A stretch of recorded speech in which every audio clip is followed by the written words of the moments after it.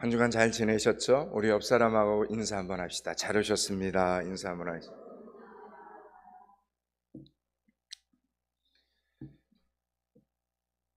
오늘 말씀은 성경을 통틀어서 예수님의 유년 시절에 대한 유일한 기록이 기록되어 있는 장면입니다. 이 일은 유월절을 지키기 위해서 예루살렘으로 올라가던 예수님의 일행에게 일어난 아주 당혹스러운 사건에 대한 것입니다. 유대인들은 13살 이상의 남자의 경우에 이스라엘의 3대 절기인 유월절, 오순절, 초막절, 예루살렘 성전에서 지켜야 하는 규례가 있었습니다. 그러나 유대인들은 바벨론 포로 시대부터 이미 여러 나라에 흩어져 있었고 그리고 그렇게 살고 있었기 때문에 실제로 이 규례를 지키기에는 상당히 어려웠습니다. 그럼에도 불구하고 경건한 유대인 디아스포라들과 유대 땅에 살고 있던 유대인들은 어떻게 해서라도 이 규례를 지키기 위해서 애를 썼고 열심을 냈습니다. 오늘 요셉과 마리아도 신실한 신앙을 가지고 있었기 때문에 유월절을 지키기 위해 먼 길을 떠났습니다. 이것이 해마다 반복이 되었다는 것을 우리는 오늘 본문 41절과 42절 말씀을 통해 발견하게 됩니다. 41절, 42절 말씀을 우리 천천히 한 번만 읽겠습니다. 41절, 42절입니다. 그의 부모가 해마다 유월절이 되면 예루살렘으로 가더니 예수께서 12살 되었을 때에 그들이 이 절기의 관례를 따라 올라갔다가. 아멘. 여러분, 이 일이 적어도 오늘 말씀을 보니까 12년간 매번 반복되고 있었다는 것을 알게 됩니다. 그들은 매해 예루살렘에 올라갈 때 관례를 따라 올라갔다라고 되어 있습니다. 이것은 정확한 가이드라인이 있었다는 것입니다. 율법에 따른 행동 지침과 기준이 있었다는 뜻입니다. 또한 절기를 지키러 올라갔다, 이 말은 정확한 목적도 있었다는 것입니다. 정확한 목적과 그에 맞는 정확한 기준과 행동 지침이 있었음에도 불구하고 바로 그때 요셉과 마리아는 치명적인 오류를 범하고 맙니다. 예수님의 부모인 요셉과 마리아는 아이 예수님을 잃어버리게 됩니다. 성경의 많은 학자들은, 성경을 연구하는 많은 학자들은 예수님이 메시아로서 역사 속에 첫 등장하는 장면을 손꼽으라고 하면 세례 요한으로부터 세례를 받으시는 때가 아니라 바로 오늘 이 본문의 장면을 소개하고 있습니다. 그만큼 저와 여러분이 읽은 오늘 이 본문은, 오늘 이 장면은 성경에서 예수님이 드디어 메시아적 존재로 등장하시는 너무나 중요한 장면인데, 그 시작부터 오늘 본문의 제목처럼 메시아 실종 사건이 되어버리고 말았습니다. 여러분, 이것은 얼마나 당혹스러운 사건입니까? 이 사건은 절기를 마치고 집으로 돌아가는 길에 발생을 합니다. 그들은 이 여정에 예수님이 당연히 자신들과 동행하고 있다라고 생각을 했습니다. 여러분, 이게 중요한 메시지입니다. 저들은 지금 당연히 예수님이 그들과 함께 가고 있다, 이렇게 생각을 했습니다. 그러나 예수님은 그들 사이에 없었다는 겁니다. 그런데도 이들은 이 사실을 깨닫지 못하고 있었습니다. 요셉과 마리아는 지금 무엇을 지키기 위해서 예루살렘까지 왔습니까? 유월절입니다. 갈릴리로부터 예루살렘까지 그 먼 길을 와서 지키려고 했던 유월절이 무슨 날인가 생각을 하면 이 상황이 지금 너무나 아이러니하다는 것을 깨닫게 됩니다. 왜 그렇습니까? 여러분, 유월절은 어떤 절기입니까? 이스라엘의 출애굽 사건을 기념하는 아주 중요한 절기입니다. 애굽 땅에 내려진 10가지 재앙 가운데 마지막 재앙인 장자의 죽음이 모든 애굽인들의 가정에 내려질 때 히브리인의 집은 죽음이 피해갑니다. 좌우 문설주와 임방에 어린 양의 피를 발랐기 때문이죠. 그 어린 양의 피는 하나님의 어린 양 대신 예수 그리스도가 흘리신 대속의 보혈을 상징하는 것입니다. 결국 여러분, 유월절의 주인공은 누구입니까? 예수 그리스도이십니다. 앞서 언급했듯이 요셉과 마리아는 지금 관례를 따라 유월절 절기를 지키기 위해서 먼 길을 마다하지 않고 수고롭게 왔는데, 그리고 그 절기를 지키고 이제 다시 갈릴리로 돌아갈 때 그만 예수님을 잃어버린 겁니다. 예수님을 위한 일이었지만 예수님을 잃어버리고 돌아가고 있습니다. 예수님이 주인공이신데 예수님이 없습니다. 여러분, 우리는 이것을 보고 무엇이라고 말합니까? 헛수고라고 말하는 겁니다. 안타깝게도 우리의 삶에는 이런 일들이 자주 반복되고 있습니다. 오늘 본문 43절, 44절을 한번 천천히 읽겠습니다. 43절, 44절을 같이 읽습니다. 그날들을 마치고 돌아갈 때 아이 예수는 예루살렘에 머무셨더라. 그 부모는 이를 알지 못하고 동행 중에 있는 줄로 생각하고 하룻길을 간 후 친족과 아는 자 중에서 찾되. 아멘. 여러분, 유교절은 니산월 14일 저녁이고, 그리고 무교절은 니산월 15일부터 일주일입니다. 그러므로 요셉과 마리아는 지금 유교절과 무교절 절기를 모두 다 준수했다, 이런 뜻입니다. 오늘 그날들을 마치고라는 이 말에서 마치고라는 뜻을 가진 이 헬라어 테레오는 완전히 성취하다, 완전히 완성하다, 이런 뜻을 가지고 있습니다. 그러니까 그들은 일주일의 이 절기를 온전히 구별해서 지켰습니다.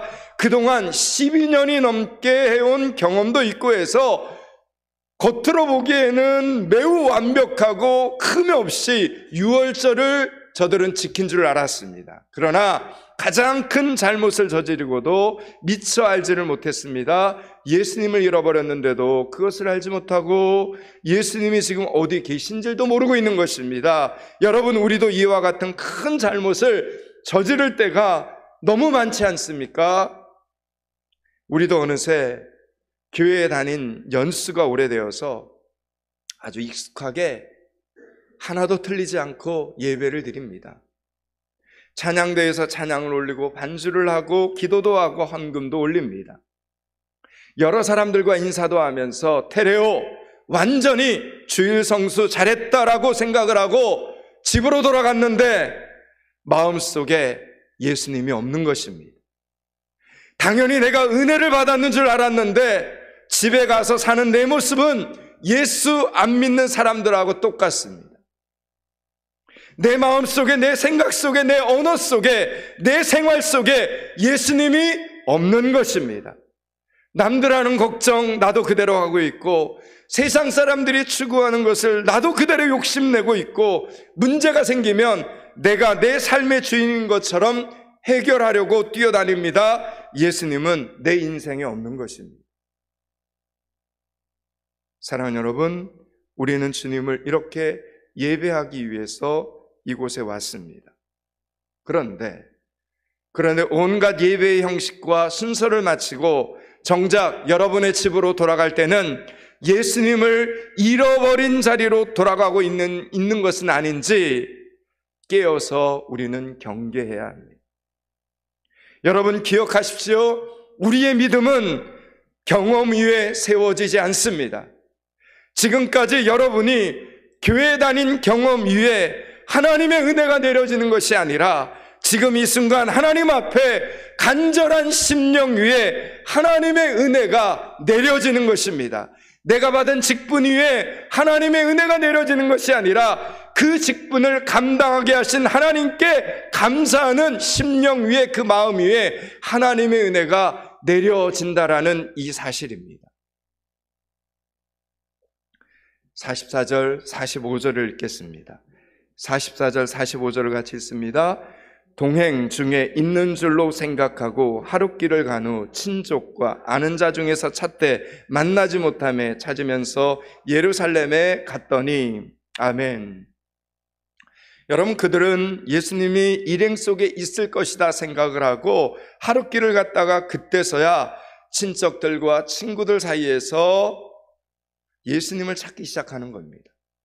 요셉과 마리아는 드디어 자신들의 무리 사이에서 예수님이 없구나, 이걸 지금 인식하기 시작을 한 겁니다. 이들이 하룻길을 가고 나서야 예수님의 부재를 인식할 수밖에 없었던 이유는 그들이 그릇된 확신을 가지고 있었기 때문이라는 겁니다.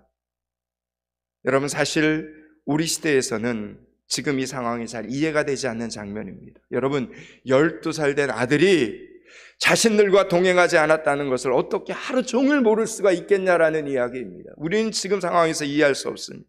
그러나 그 당시의 관례를 알게 되면 이 상황이 좀 이해가 됩니다. 그 당시에 유대인들은 이 유월절을 지키기 위해서 예루살렘으로 이렇게 오고 갈 때 안전을 위해서 친족 단위로 무리를 지어서 이동을 했습니다.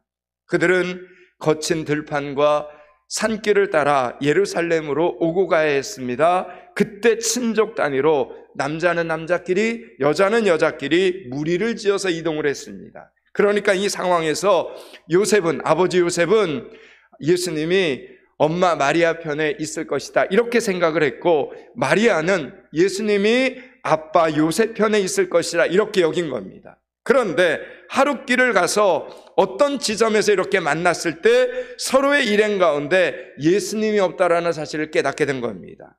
그들은 분명 하룻길을 걸어가는 동안 예수님에 대해서 문득문득 잘 따라오고 있나 생각했을 것입니다. 분명 요셉과 마리아에게는 어떤 걱정의 순간이 있었을 것입니다. 하지만 그 걱정은 적극적으로 찾아보고 알아보고 확인하는 관심으로 이어지지를 않았습니다. 오히려 어딘가에 그냥 잘 섞여서 있겠지, 잘 따라오고 있겠지, 이렇게 책임의 유보와 잘못된 확신으로 이어졌습니다. 요셉과 마리아에게는 예수님에 대한 관심이 부족했다라는 겁니다. 관심이 부족해서 지속적이고 집중적인 관찰로 이어지질 않았습니다.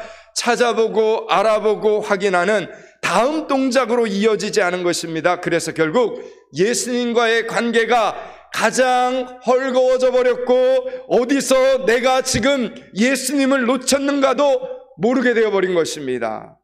사랑하는 여러분, 늘 예수님을 여러분 마음속에 두시고 사시기 바랍니다. 우리는 늘 예수님을 마음에 두고 살아야 됩니다. 우리는 늘 예수님을 내 마음속에 모시고 살아야 합니다. 늘 성경 말씀을 읽으려고 노력해야 되고, 꾸준히 기도 생활하려고 애써야 합니다. 하루에 한 번이라도 찬양을 하면서 목소리로 하나님을 영화롭게 하는 믿음 있는 성도들이 되어야 합니다.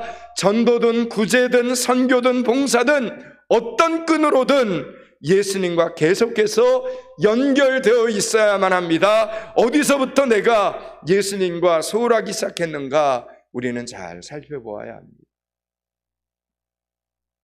그래서 우리 포항믿음교회는 4월 28일 주일에 성경 골든벨 시간을 가지려고 합니다.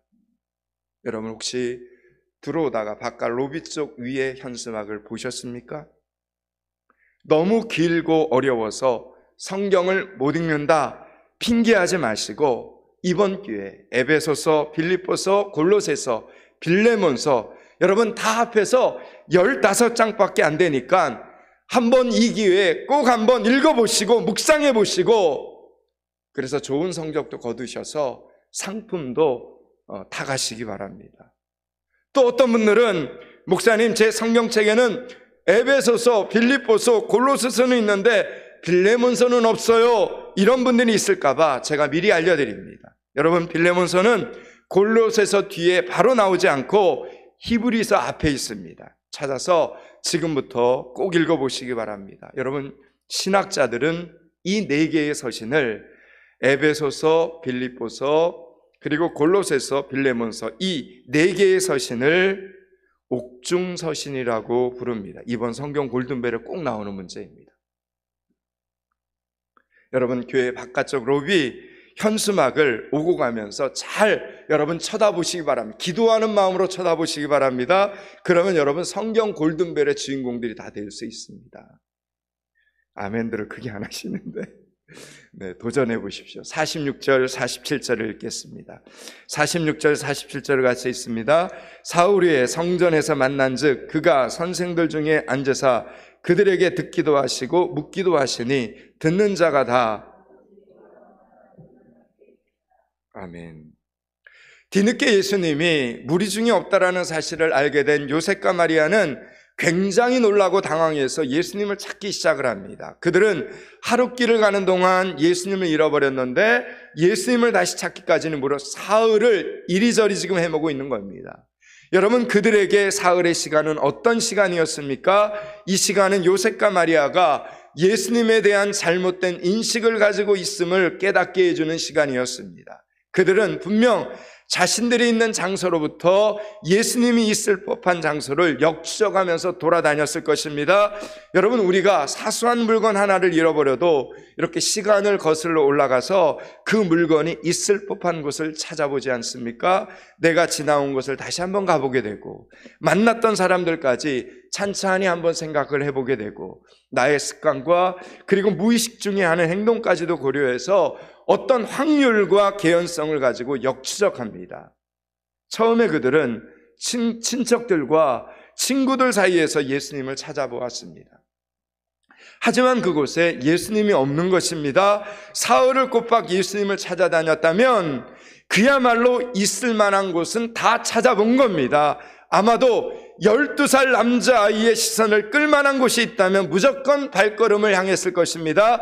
하지만 그 사흘의 시간은 온전히 낭비된 시간들이었습니다. 그 어디에서도 예수님을 저들은 찾을 수가 없었습니다. 여러분, 왜 그렇습니까? 그들은 예수님의 관심을 절대로 이해하고 있지 못했기 때문입니다. 여러분, 요셉과 마리아가 예수님을 잃어버린 것을 깨달았을 때 예수님이 누구이신가를 저들이 이해했다면, 그래서 예수님이 있어야 할 곳이 어디인가를 깨달았다면 그들은 곧바로 어디부터 갔겠습니까? 성전부터 달려갔을 것입니다.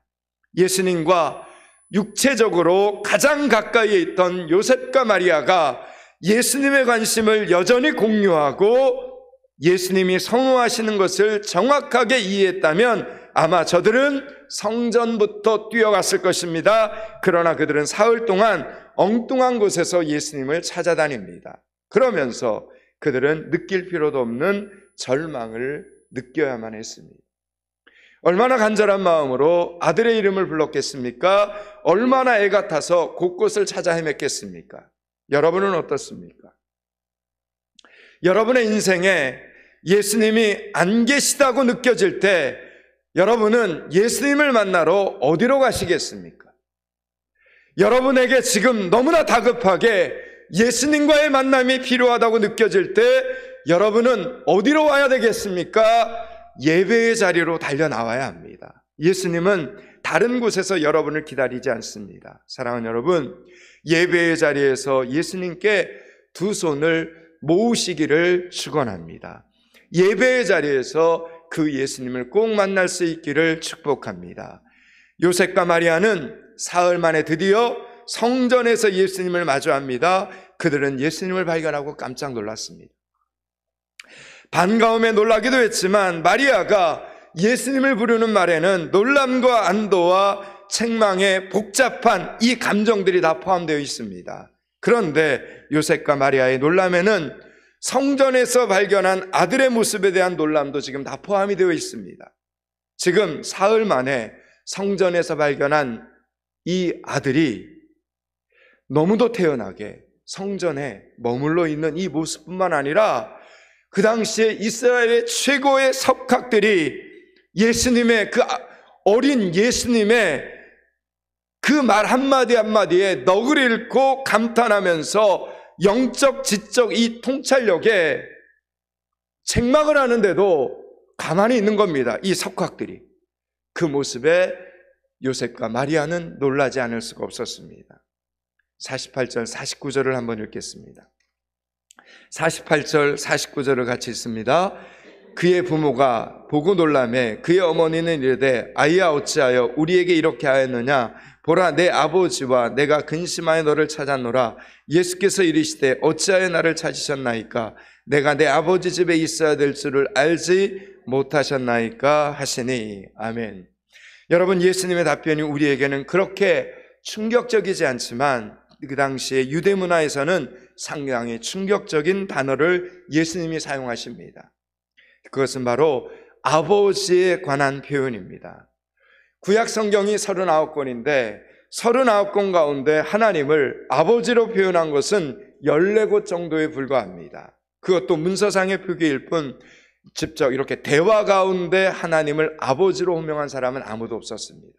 그런데 12살 소년이던 예수님께서 하나님을 지금 당당하게 아버지라고 부르면서 하나님과 아들의 관계적 차원으로 부르고 계신 장면, 그리고 예루살렘 성전을 아버지의 집으로 표현을 했습니다. 여러분, 이것은 요셉과 마리아에게는 굉장한 충격이었습니다. 혹시 다른 사람들이 듣기라도 하면 신성모독죄로 잡혀갈 수도 있는 상황이었기 때문입니다. 그러나 이 부분에서 예수님께서는 아주 의도적으로 육신의 부모인 요셉과 마리아에게 인식의 전환을 주고 계신 장면이기도 합니다. 이 답변은 그들이 가지고 있던 예수님에 대한 근본적인 인식을 완전히 뒤집어 놓는 말씀이었습니다. 아버지, 어머니, 제가 그저 아버지, 어머니 아들로만 보이십니까? 라는 뜻과도 같은 것입니다.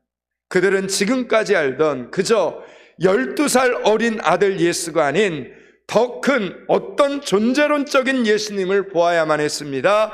예수님은 이 땅에 오신 메시아, 예수님은 이 땅에 오신 하나님이셨기 때문입니다.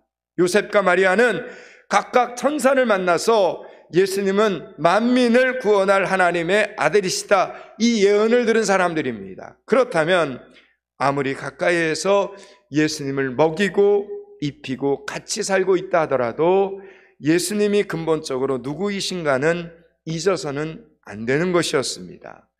예수님께서 대답하신 내가 아버지의 집에 있어야 될 줄을 알지 못하셨나이까, 이 말 속에는 내가 누구인지를 알았다면 나를 찾아서 그런 방황과 헛수고를 할 필요가 없었다는 그 말까지 포함되고 있는 것입니다.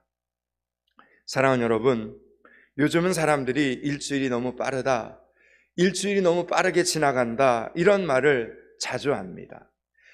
한 것도 없이 나이만 먹는다, 이런 말을 자주 합니다. 그래서 많은 사람들은 인생에서 중요한 것을 잃어버린 것 같은 허무함과 상실감에 빠질 때가 많습니다. 우리 청년들도 신입생으로 입학한 지가 엊그제 같은데 벌써 3학년이고 4학년인 것이 믿어지지 않을 것입니다. 잃은 것도 없이 시간만 지나가 버렸다고 생각이 될 때, 내 인생에 정말 중요한 것을 잃어버렸다, 이런 생각이 찾아올 때, 지금부터라도 내 인생을 찾고 싶다고 생각될 때 여기저기 헤매고 돌아다녀도 여러분 소용없습니다. 내가 지금까지 믿어온 예수님이 누구신가를 다시 한번 생각해 보는 시간을 가져야 합니다. 정확히 요셉과 마리아에게 예수님은 단지 그들의 육신적인 돌봄과 양육에 필요한 아들이 아니었습니다. 요셉과 마리아에게 예수님은 육신적으로는 아들이었지만 그분은 장차 그들의 유일한 메시아, 그리고 구원자가 되실 분이었기 때문입니다. 요셉과 마리아는 이제 이것을 깨닫고 받아들여야만 했던 것입니다. 여기까지가 오늘 본문의 전체 메시지입니다. 이제 말씀을 마치려고 합니다. 사랑하는 여러분, 우리가 예배드리기 위해 그 많은 수고를 하면서도 예수님을 잃어버리는 이유는 우리가 예수님을 여전히 내 구원자로, 나의 구원자로 대하지 못하기 때문입니다. 예수님을 내 인생의 주인으로 섬기지 못하기 때문입니다. 우리는 때때로 우리 자신이 내 인생을 구원하려 합니다. 내 열심히 내 영혼을 구원하려고 합니다. 내 특심으로 예배를 잘 드린다 생각합니다. 그러나 그것은 아주 위험한 착각일 수 있습니다. 오늘 예수님께서는 그런 우리에게 다시 한번 말씀하십니다. 우리가 인생에 잃어버린 것들을 다시 제자리로 돌리기 위해서는 예수님이 누구이신지부터 다시 시작해야 합니다. 두 번 다시 여러분 인생의 소중한 것들을 잃어버리고 싶지 않다면 여러분의 삶의 여정 속에 예수 그리스도를 절대로 놓치지 마시기를 주님의 이름으로 축원합니다. 기도하겠습니다. 하나님, 내 생각 속에, 내 마음 속에, 내 행동 속에 예수님의 실종 사건이 벌어지지 않게 하여 주시옵소서. 언제나 예수님을 내 마음속에 두고 사는 삶 살게 하여 주시옵소서. 예수 그리스도 이름을 받들어 기도드리옵나이다. 아멘.